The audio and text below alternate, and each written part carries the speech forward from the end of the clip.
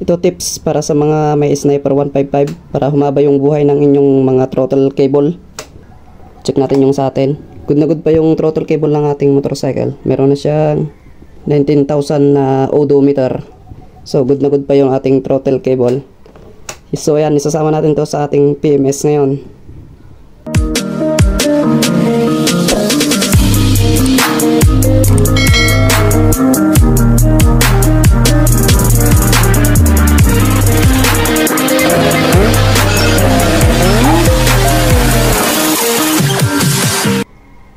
Yun, tanggal na. Then meron screw dito. Tanggalin natin gamit tayo ng Phillips screwdriver. At after matanggal ang tatlong tornilyo, to tatanggalin naman natin. Tapos ito kung saan kumakapit yung throttle cable natin yan, sikpatin lang natin yan. Yung dalawa na yan. I-lace nyo lang.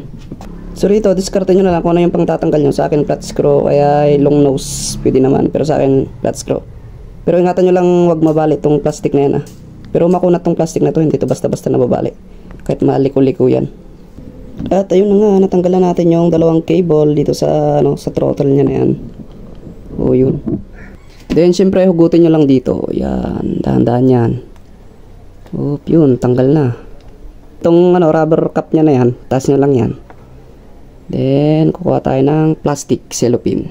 Meron na tayong cellophane, yan yung dulo ng cellophane, tinanggal natin yung cellophane. Yan, yung plastic na yan. Plastic, cellophane, depende kung anong tawag nyo. Pero mas maganda kung meron kayong supot ng ice candy o kaya yung ice.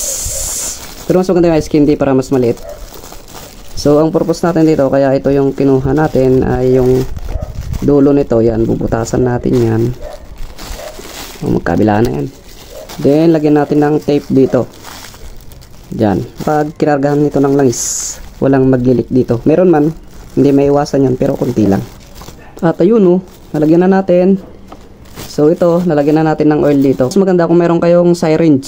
Mas madali kasi yun kasi may karayom. Pwede nyo itusok dito sa butas dito. Yan Pag tinulak nyo yun, yung oil papasok dun sa loob ng cable. Depende kung ano yung diskarte na gagawin nyo dyan. Basta importante malagyan ng oil ito. Ayan, nalagyan na natin ng oil yung cellophane at sinabit na natin. Marumi man tignan yan pero effective yan. Kung aarte-arte ka, wag mo na lang gagawin yan. At nalagyan ko ng basahan dun para pag may tumulong langis, diretso dun. So itong oil na to, unti-unting bababayan hanggang dun, lalabas yan dun sa baba. Sa kanyang throttle, dun sa ilalim. Tapos makikita nyo na lang, mayroong tutulong langis dun. Pwede nyo lagyan ng basahan dyan para yung langis hindi tutulog dun. Pero sa akin, hinahayaan ko na lang, pinupunasan ko na lang Ayan, mag-change oil na tayo. Number 19 yung gagamitin natin. Yan.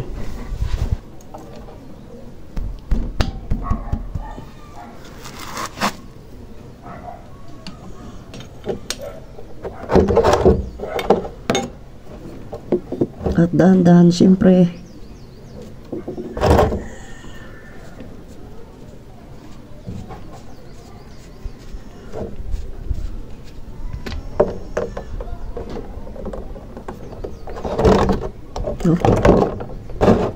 Malinis pa yung langis natin 1.5 udo yung tinakbo ng motor natin.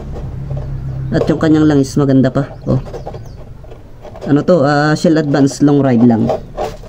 Abot to hanggang 2.5 sinubukan ko noon, kaso yung oil filter natin bumigay. Masisira naman yung motor natin kaya no choice, hanggang 1,500 udo lang tayo magpapalit ng langis.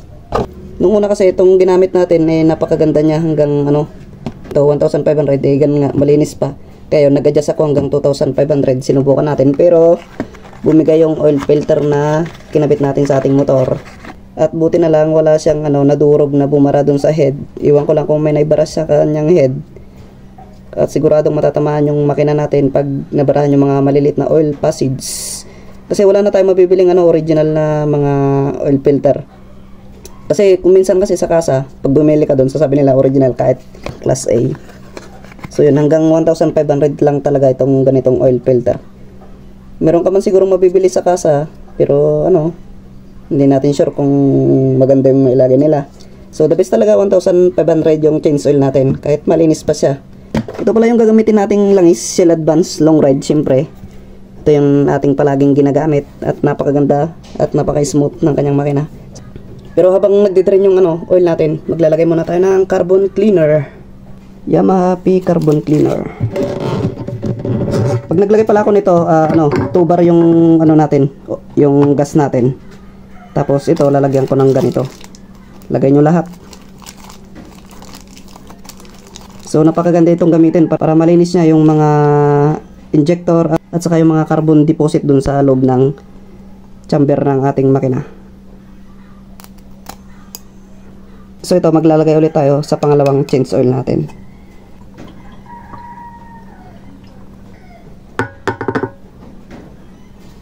Lalagyan natin ng gas ito mamaya. Kahit 1 liter, okay na yun. Kaya full tank nyo, pwede rin. Pero sa akin, 1 liter lang yung dinadagdag ko. Para solid. Para mas e-epekto siya. Medyo lalamya yung kanyang takbo kasi nga hindi na pure gas yung dito sa tangke. Meron na siyang halong P-carbon cleaner nyo. Pero pag naubos nyo yung carbon cleaner dito sa tangke, balik na naman sa stock. Good as nyo na naman.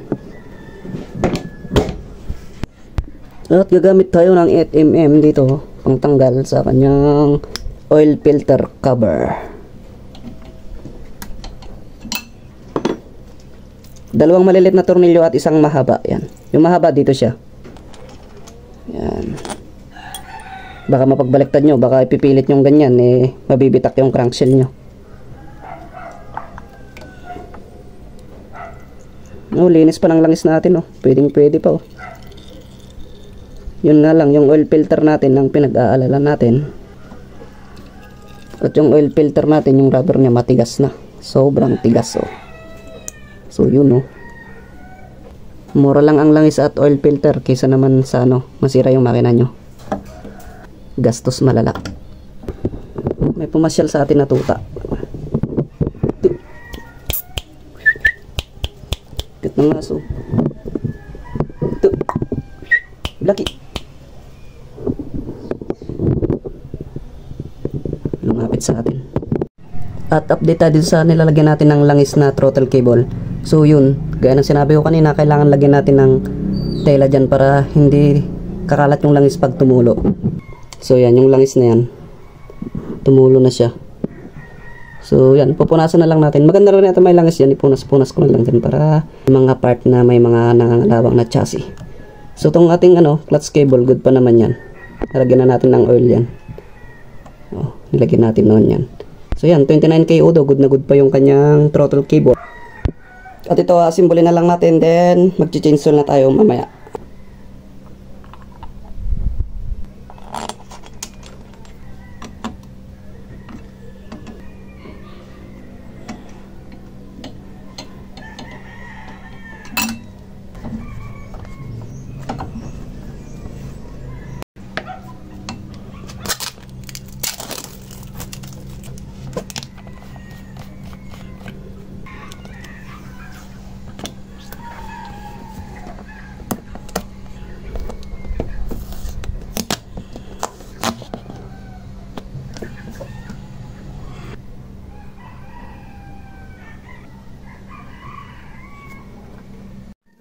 So yan, yung ganyang karami, tatakipan natin, then i-start natin.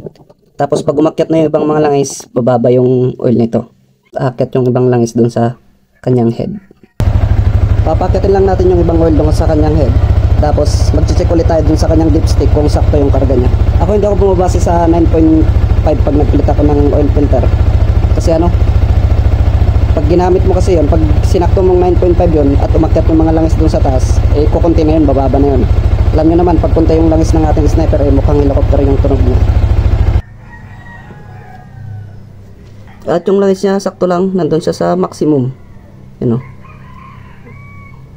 Ito kasing yung guhit-guhit ng dipstick na yan. Yung parang guhit-guhit na yan, yan. Gauge na yan. Kung nandyan yung oil, okay yan. Pero sa akin, inaabot ko dito. So, good na yan. At saka pag sumubra naman yung langis na nilagay nyo, isusuka niya dun sa kanyang airbox. Merong nakadesign dun na parang salan. Pag sumobra yung langis, dun lahat mapupunta mo sa sala dun. Then i-drain nyo na lang pag nagpalit ka ng air filter.